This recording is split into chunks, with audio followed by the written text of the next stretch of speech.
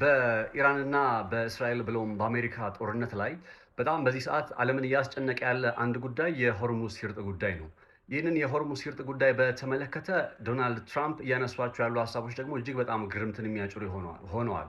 ለምሳሌ ከጦርነቱ የመጀመሪያ ሳምንት ላይ የዶናልድ ትራምፕ በትዊተር ገጻቸው ላይ ባስተላለፉት መልእክት ላይ ምን ብለው ነበረ?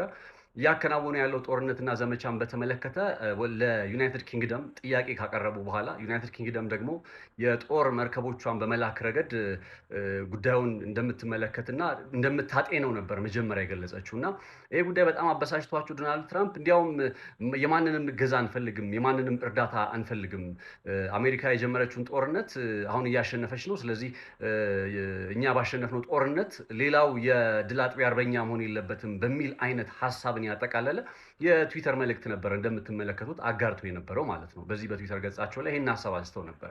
ይሄ መቼ ነው? ከኢራን ጋር ጦርነቱ ከጀመረ በመጀመሪያው ሳምንት ላይ ማለት ነው።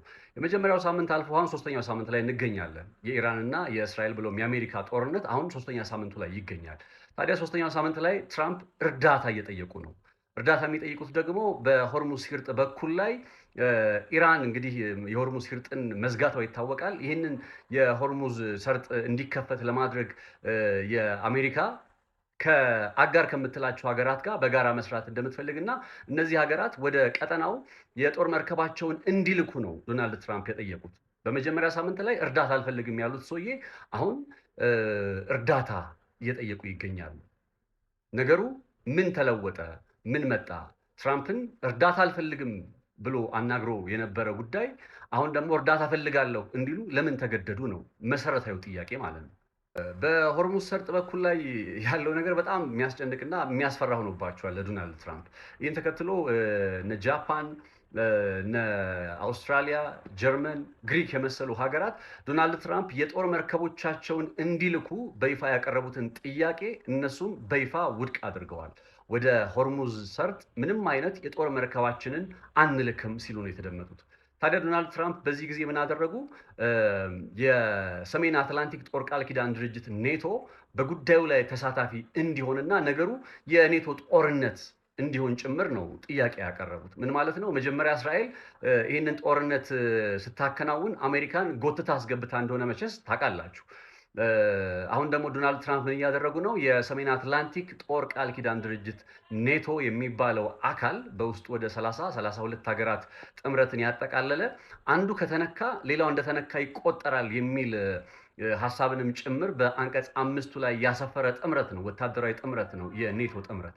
ታዲያ በዚህ የኔቶ ጥምረት ላይ ያሉ ሀገራት እነ ዩናይትድ ኪንግደም፣ እነ ፈረንሳይ፣ ሌሎችም እንግዲህ ወደ 32 የሚሆኑት ሀገራት ማለት ነው ወደዚህ ጦርነት ላይ እንዲቀላቀሉ ነው ዶናልድ ትራምፕ ጥያቄ እያቀረቡ ያለው።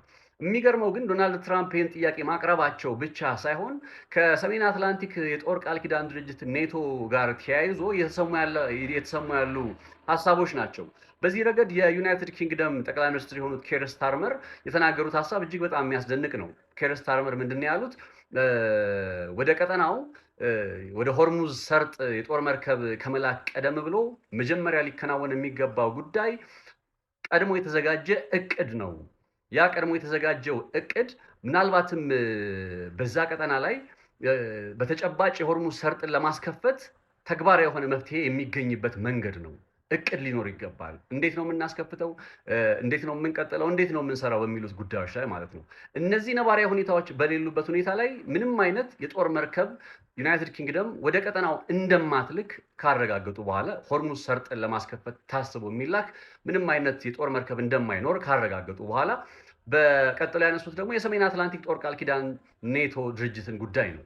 ኔቶ ይህ ጦርነት የኔቶ ጦርነት አይደለም። ስለዚህ የሰሜን አትላንቲክ ጦር ቃል ኪዳን ድርጅት ኔቶ ወደዚህ ጦርነት ሊገባ የሚችልበት ምንም አይነት ምክንያት የለም ሲሉ ነው የተናገሩት። ይሄ ጉዳይ ነው እንግዲህ ኢራን ምናልባትም በምዕራቡ ዓለም ሀገራት መካከልም ጭምር መከፋፈል እንዲመጣ የሚያደርግ አይነት ጥቃትን እያደረሰች ነው ወይ የሚለው ጥያቄ እንዲነሳ ያደረገው። እንደምታውቁት ከዚህ ቀደም በተለያዩ ጦርነቶች ላይ ኢራን የሆርሙዝ ሰርጥን እንደዚህ ዘግታ የምታውቅበት አጋጣሚ የለም። ስለዚህ ዶናልድ ትራምፕ ሚስካልኩሌት አድርገዋል የሚባለው ጉዳይ ምንድን ነው? የሆርሙዝ ሲርጥ ላይ እንዲህ አይነት ጫና ተፈጥሮ በዛ ምክንያት ሊደርስ የሚችል ዓለም አቀፍ የኢኮኖሚ ጫናን በራሷ በአሜሪካ ኢኮኖሚ ላይ የሚጨምር ማለት ነው። ያንን ጉዳይ ቀድሞ ታሳቢ ያደረጉትም ነበር እየተባለ ይገኛል።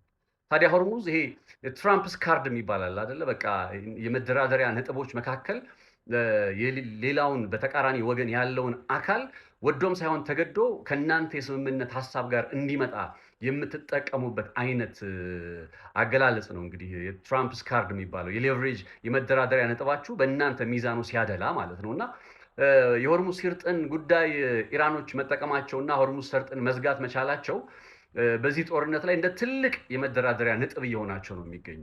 የሆርሙዝ ሰርጥን ከዘጉ በኋላ በዓለም ኢኮኖሚ ላይ የመጣው ጫና ከነዳጅ አቅርቦት ጋር በተያያዘ እንደምታውቁት የሆርሙዝ ሰርጥ የዓለማችን 20% የሚሆኑ የነዳጅ ምርት የሚተላለፍበት ቦታ ነው። ኢትዮጵያም እኮ ለምሳሌ ኢትዮጵያ ዋነኛ የነዳጅ አቅራቢ ሀገራት ማን ናቸው ከተባለ ኩዌት፣ ዩናይትድ አረብ ኤምሬት፣ ከዛ ደግሞ ሳውዲ አረቢያ ናት። ኩዌት፣ ዩናይትድ አረብ ኤምሬት እና ሳውዲ አረቢያ። እነዚህ ሀገራት በአንድም ይሁን በሌላ የነዳጅ ምርታቸውን የሚያስተላልፉት የሆርሙዝ ሰርጥን በመጠቀም ነው። ስለዚህ ይሄ ጫና አይደለም ለማንም የማይቀር እንደሆነ ማረጋገጫው አንዱ እንደ ኢትዮጵያ የመሰለ ሀገር በቀጥታ የዚህ ጦርነት ሰለባ በማይመለከተን ጦርነት አሁን በእስራኤልና በኢራን መካከል ወይም አሜሪካ ታክላበት በቀጠለው ጦርነት እንደ ኢትዮጵያ መሰለ ሀገር ለምን ተጎጂ ይሆናል? ኢትዮጵያን ተዋትና ሌሎችም የአፍሪካ ሀገራት፣ ሌሎችም የዓለማችን ሀገራት ለምሳሌ ቻይናን ተመልከቱ። ቻይና ከኢራን በጣም ከፍተኛ መጠን ያለው ነዳጅ ታስገባለች ይባላል አይደለ? ከ90 እስከ 95 ከመቶ የሚሆነውን የኢራንን ነዳጅ የምትገዛው ቻይና ነች። ነገር ግን የሚገርማችሁ ይህንን ነገር ከመግዛቷ በዘለል ማለት ነው ዋናው ቁም ነገር ቻይና በአጠቃላይ በነዳጅ አቅርቦት ኦልሞስት ግማሽ በግማሽ የሚሆነው ከ50 እስከ 60 ከመቶ ገደማ የሚሆነው የሆርሙዝ ሰርጥን አልፎ ነው የሚሄደው። ከኢራን የሚመጣው ብቻ አይደለም፣ ከሌሎች ሀገራትም የሚመጣው የነዳጅ አቅርቦቷ ከአረቡ ዓለም የሚመጣው የነዳጅ አቅርቦቷ በሆርሙዝ ሰርጥ ላይ አልፎ ነው የሚሄደው። ሌላውን በቃ ዓለምን በተመለከተ በጥቅሉ ስትመለከቱ የስቶክ ገበያ መጨመሩ ከነዳጅ ጭማሪ ጋር ተያይዞ የመጣ ነው። በእንደዚህ አይነት ሁኔታ ጦርነቱ የሚቀጥል ከሆነ ደግሞ ሊያመጣ የሚችለው ጫና እጅግ በጣም ከባድ እንደሆነ ልብ ይለዋል ማለት ነው። ከዚህ ጋር በተያያዘ በጣም ያስገረመኝ ጉዳይ ምንድነው? ትራምፕ አንድ ያሉት ሀሳብ አለ። የሆርሙዝ ሰርጥ ለኛ ምንም ጥቅም አይሰጠንም፣ እኛ አንጠቀምበትም፣ አንገለገለውም። የኤዥያ ሀገራት ናቸው የሚገለገሉበት። ስለዚህ የሆርሙዝ ሰርጥን ደህንነት በማስጠበቅ ረገድ ራሳቸው እነዛ ሀገራት ሊረዱን ይገባል፣ ጣልቃ ሊገቡ ይገባል። ዛት ሚንስ ቻይና ከጎኔ ሆና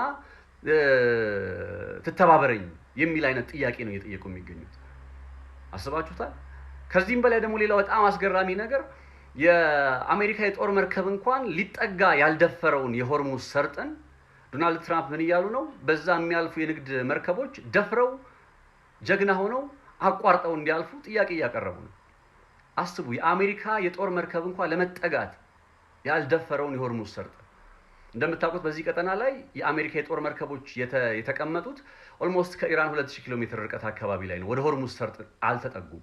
ለምን ከተባለ ሆርሙዝ ሰርጥ የሚባለው ስፍራ ላይ ኢራኖች በጣም ከፍተኛ ቁጥር ያለው የባህር ላይ ፈንጂዎችን ገጥመዋል፣ ቀብረዋል።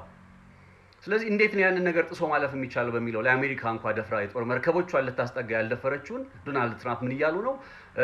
የንግድ መርከቦች ደፋሩ ነው ጥሰው እንዲያልፉ ሆርሙዝ ሰርጥን እንዲያቋርጡ ጥያቄ እያቀረቡ ነው። በጣም ቀልድ ነው የሚመስለው ነገሩ። ከዛ ጋር ተያይዞ እነ ቻይና የመሰሉ ሀገራትም ወደዚህ ጦርነት ላይ ይቀላቀሉ፣ የሆርሙዝ ሰርጥን ደህንነት ያስጠብቁ የሚል አይነት ሀሳብ ደግሞ ሲያወጡ ስትሰሟቸው በእርግጥ እነ ዶናልድ ትራምፕ ቀድሞም ይህን ጦርነት አስበውበት ነበር ወይ የሚለው ጥያቄ እንዲነሳ ምክንያት እየሆነ ይገኛል ማለት ነው። ምን ትላላችሁ እስኪ? አሁን ዶናልድ ትራምፕ የኔቶ አባል ሀገራትን ጥያቄ ያቀረቡ፣ ኔቶ አይገባም ተባለ። እነ ዩናይትድ ኪንግደም እነ ጀርመን በፍጹም የጦር መርከባችንን ወደ ሆርሙዝ ሰርጥ አንልክም አሉ። ቀጣዩ ምንድን ነው? በጣም ከባድ ነው ነገሩ፣ አስፈሪ የሆነ መጥቷል። እስኪ ሀሳባችሁን አስቀምጡልኝ። ይህን ቻናል ሰብስክራይብ ማድረጋችሁ እንዳትረሱ። ሬድሲ ፖስት በዩቲዩብ አዳዲስ ጉዳዮች ይዞ ይመጣል። ሰብስክራይብ አድርጉት።